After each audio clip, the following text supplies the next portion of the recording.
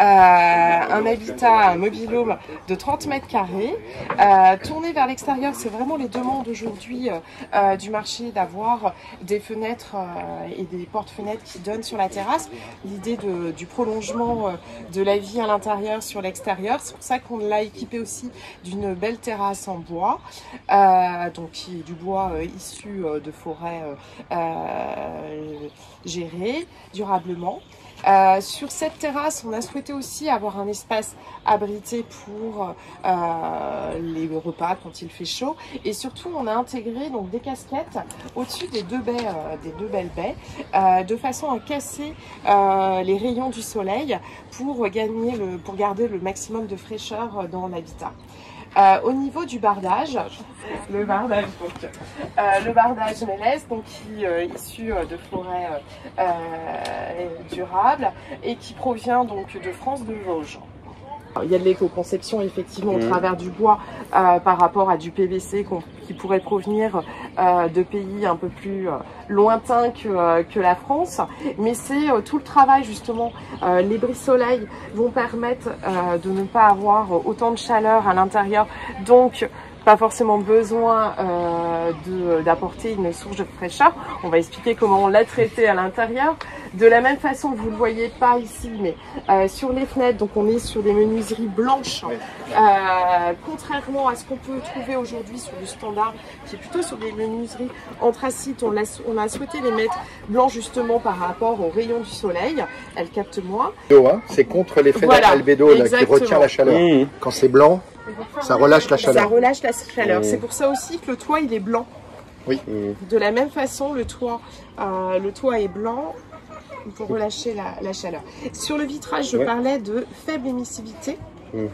Par rapport à du vitrage classique, du double vitrage, là on emmagasine 2 fois moins de chaleur dans l'habitat. Parler de la toiture qui est aujourd'hui blanche, mais qui est normalement, qui n'est pas posée encore là, puisque ça vient d'être posé, végétalisée. Alors vas-y, je te laisse.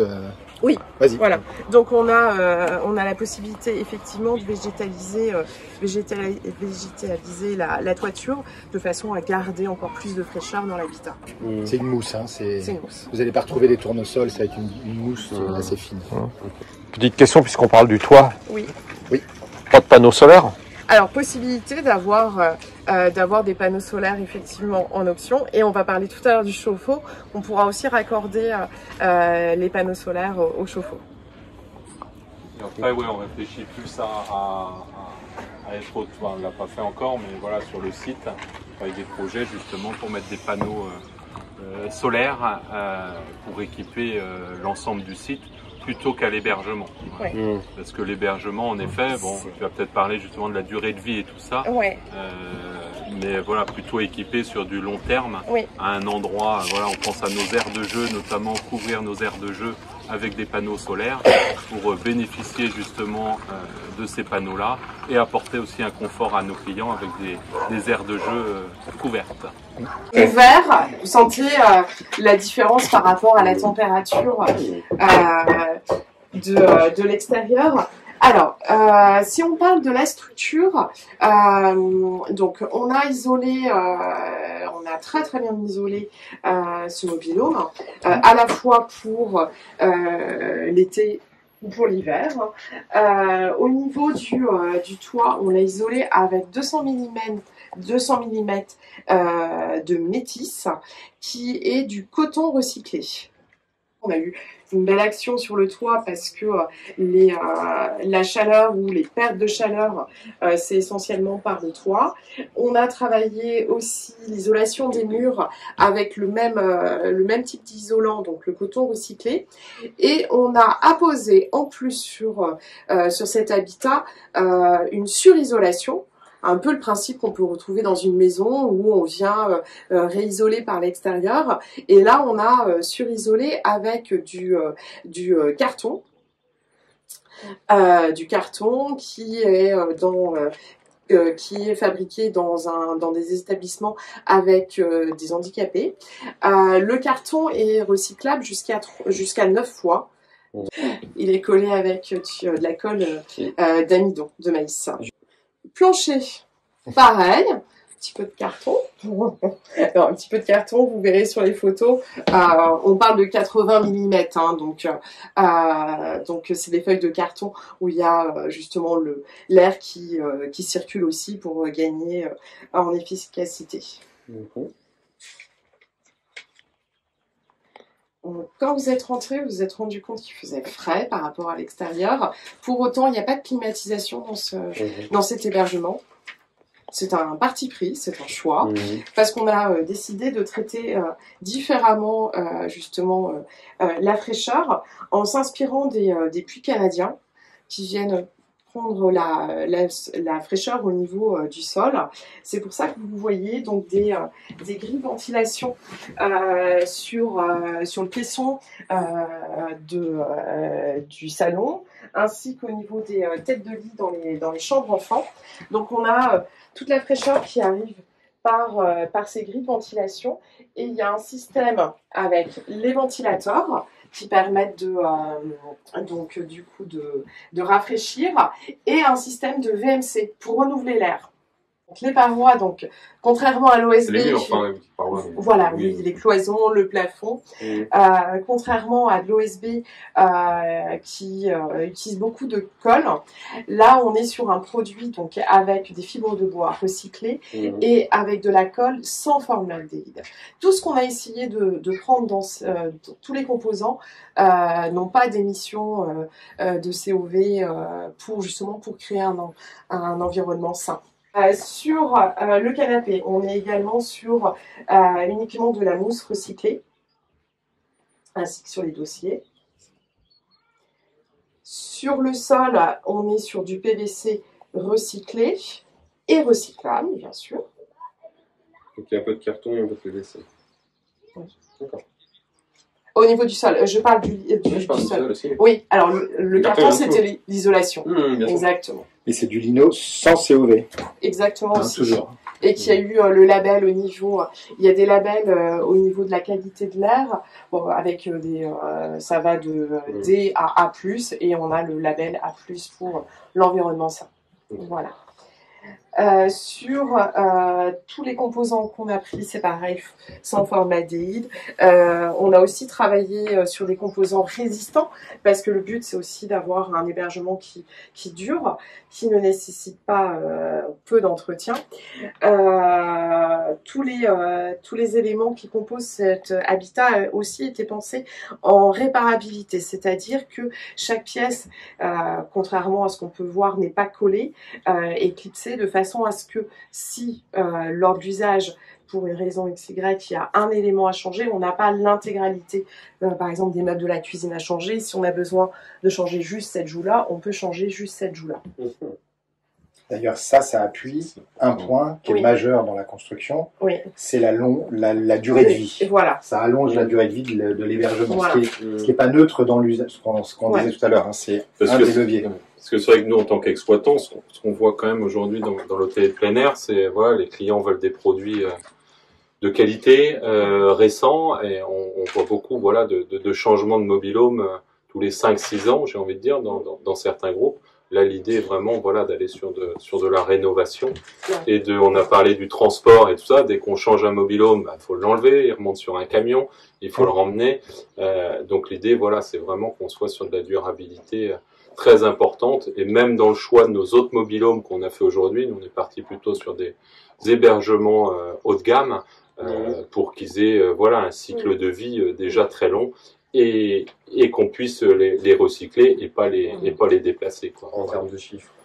25 ans au lieu de 15. Voilà. Okay. 10 ans de plus. 10 ans de plus pour ce mobilium-là par rapport à un mobilium classique. Exactement. D'accord. Et ça s'appuie, c'est le cas de le dire, sur aussi les basements, comment on dit, comment on appelle ça? Le choix des... le châssis. Le châssis. Le châssis. Ils sont, parce que ça fait 25 ans, enfin vous. Oui, 25 ans, oui. Et que les châssis n'ont pas bougé chez Louisiane, ils sont les mêmes depuis 25 ans, et donc ce qu'il faut changer, c'est plus sur l'accastillage du coup. Voilà. Et c'est pour ça que ça a été bâti comme ça. Et donc la structure. Le châssis tient, quoi. Voilà. Ça tiendra la route pendant 25 ans. Voilà. Et plus que... Et vous en êtes qu'à 25 ans. Voilà, exactement. Ça tient encore. L'idée aussi, c'est de proposer donc des contrats de maintenance sur ce type d'habitat, de pouvoir justement accompagner les gestionnaires pour l'entretien et le rétrofit au bout de quelques années. Et on a aussi donc un service pour justement pour venir faire ces réparations ou en tout cas allonger la durée de vie des hébergements. D'accord. Le contrat de maintenance, c'est ça? Voilà. C'est inclus. Voilà. Donc sur les matériaux, donc bien sûr sur les lits, on est aussi sur de la mousse et de l'outil recyclé. Comme vous voyez donc sur cette chambre, donc on a parlé tout à l'heure des grilles de ventilation. On a aussi fait en sorte que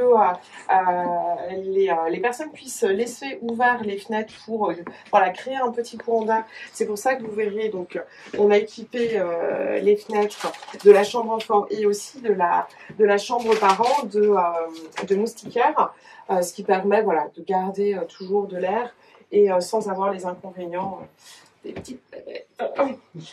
Sur les rideaux, on est sur des rideaux thermiques qui permettent également de stopper la chaleur ou en tout cas de conserver si c'est dans le sens inverse, plutôt en fin de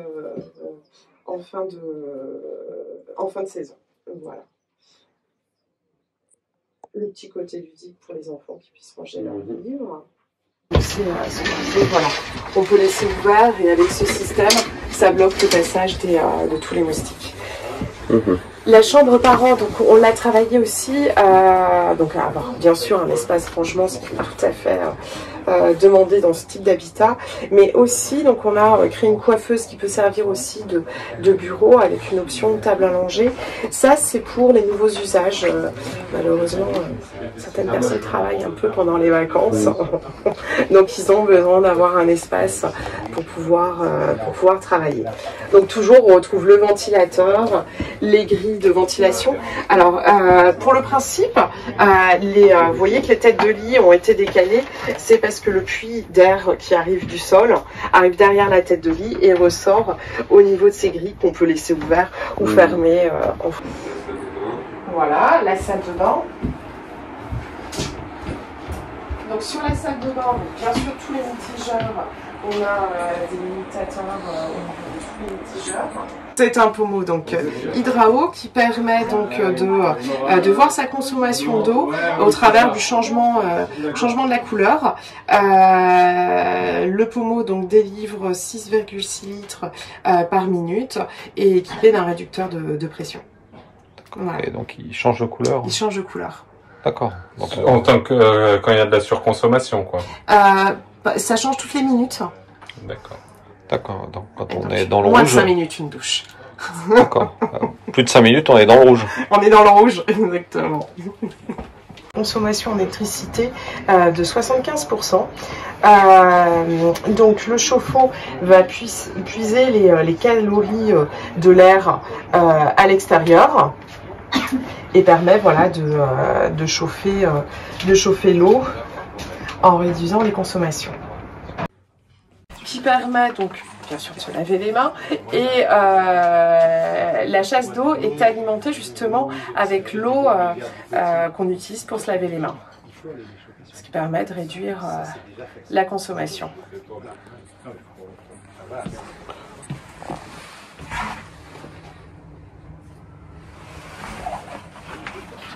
Tout à l'heure, hein, c'est le cas déjà dans la gamme Maeva Respire, c'est d'inviter les gens à se déconnecter, à vivre des moments en famille. Et donc déjà on commence par proposer aux gens de laisser leur téléphone. C'est un peu le parking à téléphone si vous voulez. Vous mettez, quand vous parlez d'éléments, est-ce que vous pouvez vous mettre juste là? Comme ça va être... Donc là vous avez le parking à téléphone qui va permettre à tout un chacun de bien sûr recharger son téléphone, mais surtout de pouvoir le laisser là et se concentrer sur ce qu'on a à vivre ensemble pendant ces vacances. Et pendant ces vacances, on les invite notamment avec ce boulier, ce grand boulier. On a quelques défis qu'on va retrouver ici. Voilà, pour encourager les gens de façon un peu ludique à gagner des points chaque jour en relevant les défis qu'on leur propose pour finalement initier et encourager d'autres comportements. Ça s'inscrit en complémentarité avec les livres de recettes de cuisine qui sont mis à leur disposition. L'idée c'est de ensemble. On a la petite marche pour pouvoir cuisiner ensemble en famille. La convention dans le mobil-home, c'est pas d'avoir un four. Donc là, on a fait le choix de mettre un four parce que c'est vrai que c'est un outil qui permet quand même de faire de la cuisine familiale plus que d'autres, plus que le micro-ondes. L'idée, c'est d'inviter les gens à prendre le temps, à ralentir à l'occasion des vacances. Là, vous l'avez pas encore, mais bientôt ici, il y aura un petit damier. Pour inviter les gens à jouer ensemble aux dames avec les chutes du bardage bois qui permettront d'avoir les jetons. Tout à fait. Vous avez aussi les sacs qui sont mis à disposition des vacanciers pour encourager à aller au marché, aller à la rencontre du territoire, des gens qui font la destination dans laquelle ils vont séjourner. C'est toute l'idée de tout ce qu'on a posé à droite à gauche là pour venir finalement profiter des vacances pour donner envie de comportements différents. Là, vous n'avez pas encore, mais il y a une petite affichette où il y aura un QR code qui va leur permettre de se connecter et de suivre en temps réel, avec l'application qu'on évoquait tout à l'heure, leur consommation d'eau, d'électricité et aussi la qualité de l'air dans l'hébergement. Ça, c'est des choses, et la température également dans l'hébergement. Mais sur la partie consommation d'eau et consommation d'électricité, l'idée, c'était vraiment aussi de leur permettre de mesurer. C'est aussi l'idée du pommeau de douche qui va vraiment interpeller. Oula, c'est vrai que c'est rouge. C'est vrai que ça faisait déjà 5 minutes que je suis sous la douche. Finalement, est-ce que j'ai besoin de plus que ça Et là, on l'a pas mis ici, mais il y a aussi un petit document qui est mis à disposition des vacanciers avec Cocotte. Alors Cocotte, c'est notre ambassadrice des vacances joyeuses et responsables chez Maeva, qui vient leur donner plein de petits tips. Vous êtes sur votre lieu de vacances, pensez à prendre le vélo, pensez à manger local, pensez plein de petites choses pour inviter les gens à faire attention à leur comportement en vacances, privilégier une crème solaire qui ait moins d'impact sur la biodiversité qu'une autre. Toutes ces petites choses qui font que on réduit l'impact des vacances et on permet d'éduquer modestement à l'échelle qui est la nôtre les consciences. Exactement.